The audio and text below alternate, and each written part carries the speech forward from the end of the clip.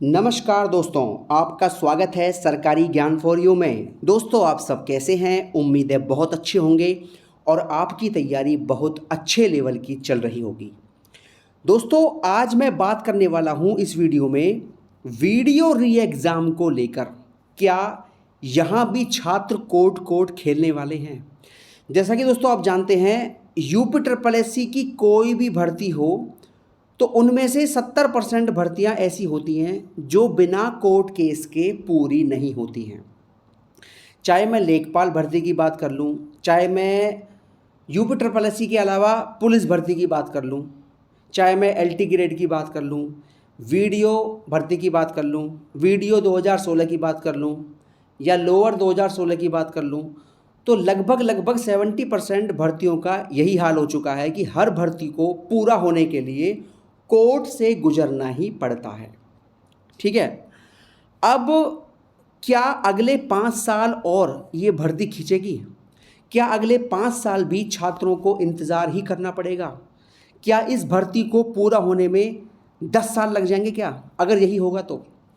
दोस्तों, मैं ये बात इसलिए बोल रहा हूँ क्योंकि बहुत सारे यूट्यूब चैनल्स, बहुत सारे छात्र जिनके कमेंट्स मैं देखता हूँ, वो लगातार यही बात कह रहे हैं, चाहे वो यूट्यूब चैनल्स हों, चाहे वो छात्र हों, कि अगर नॉर्मलाइजेशन होता है तो हम कोर्ट जाएंगे और अगर नहीं होता है तो हम कोर्ट जाएंगे।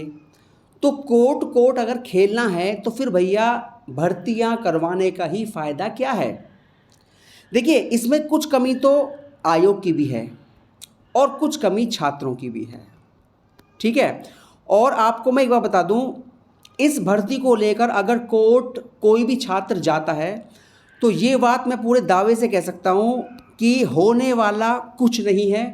चाहे आप कोर्ट जाइए या मत जाइए, होगा वही जो यूपी ट्रिपल एससी चाहता है।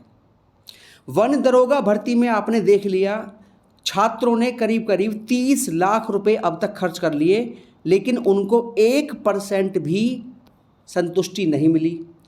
होना वही है जो सरकार चाहती है, होगा वही जो आयोग चाहता है और वह हुआ भी है। ठीक है, अगर मैं दोस्तों लेखपाल भर्ती की बात करूं तो केवल और केवल एक उज्ज्वला वाले प्रश्न को लेकर ये भर्ती अब तक फंसी हुई है। ठीक है, अगर ये प्रश्न को लेकर या इन कुछ प्रश्न को लेकर ये भर्ती नहीं फंसती तो मैं गारंटी से बोल सकता हूं कि इस भर्ती की अब तक ज्वाइनिंग भी हो गई होती।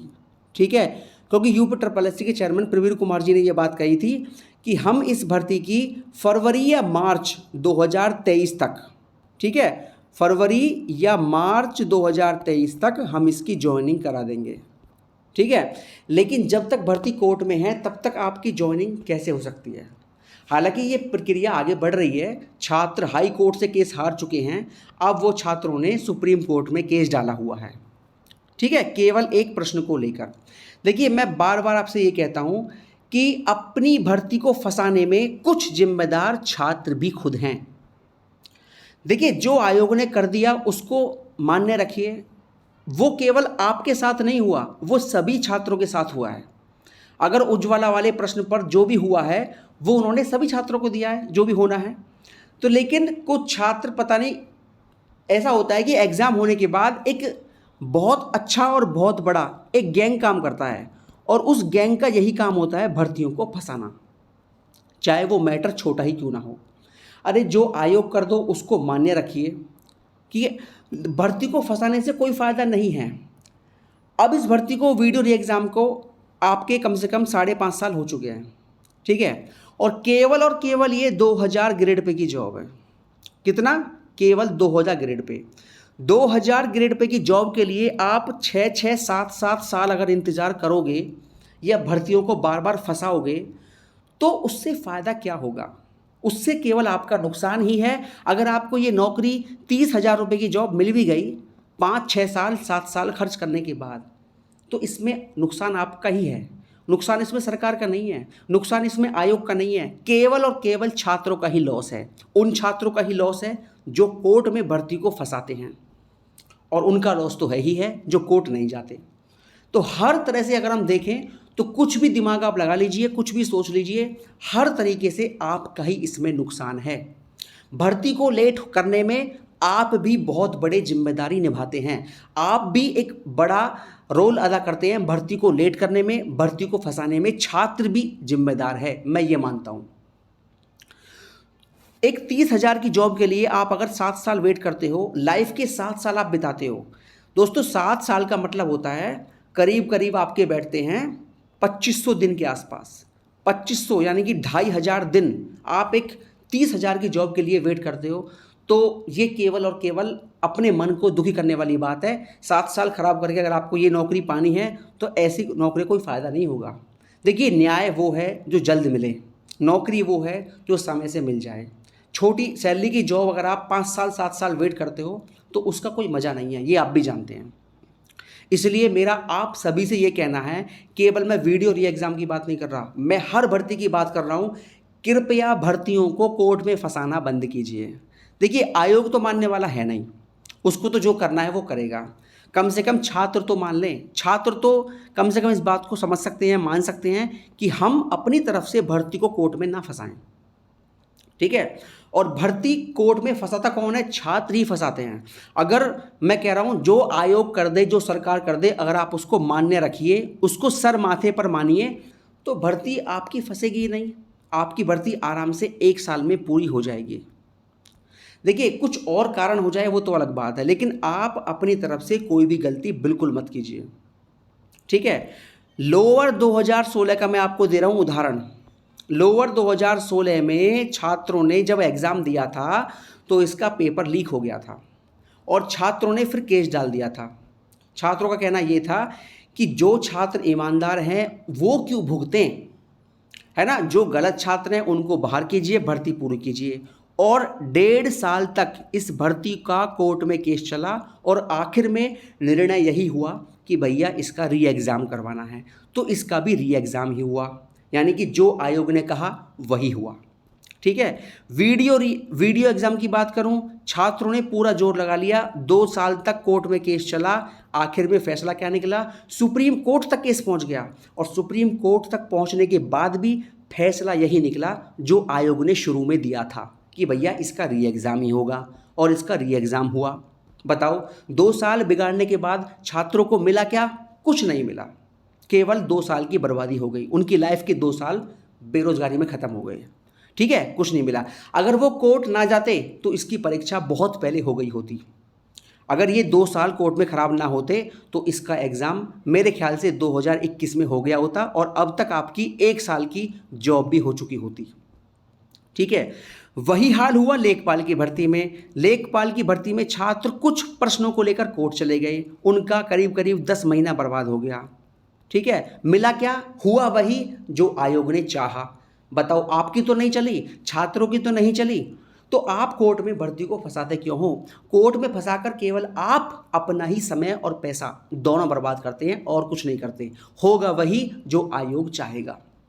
ठीक है, लेखपाल में हाई कोर्ट का फैसला वही आया जो आयोग ने ऑलरेडी दिया हुआ था। ठीक है, वही आंसर की मान्य हुई जो आयोग ने पहले दी हुई थी। छात्रों की इसमें 1% भी नहीं चली। तो अब आप मुझे ये बता दीजिए कि वीडियो री एग्ज़ाम में नॉर्मलाइजेशन को लेकर अगर आप कोर्ट जाने की बात करते हो तो मैं गारंटी से बोलता हूँ 1 या 1.5 साल, ठीक है, या 2 साल भी हो सकते हैं, आपके फिर बर्बाद हो जाएंगे और आपकी ये भर्ती फिर से 3 या 4 साल खिंच जाएगी। और भैया 30,000 रुपये की जॉब के लिए कितना वेट करोगे? अगर 30,000 रुपये की जॉब के लिए आप 8 साल अपनी लाइफ के ख़राब करने को तैयार हैं तो करते रहिए, मिलने वाला कुछ है नहीं, होगा वही जो UPSSC चाहेगा। UPSSC बहुत जिद्दी आयोग है, वो छात्रों की नहीं सुनता।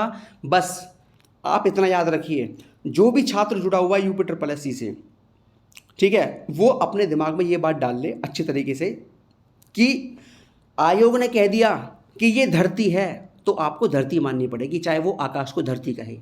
आयोग ने कह दिया ये आकाश है तो उसको आकाश मानना पड़ेगा, चाहे वो धरती को आकाश बोले, कुछ भी कहे आपको वो मानना पड़ेगा अगर आपको टाइम से इस भर्ती पे जॉब, इस आयोग में जॉब लेनी है तो। ठीक है, आयोग दिन को रात कहे, रात को दिन कहे, आपको मानना पड़ेगा। ठीक है, बस यही है कि जो आयोग निर्णय कर दे उसको आप मानिए, उसको सर माथे पे रखिए और उसी को लेकर आगे बढ़िए।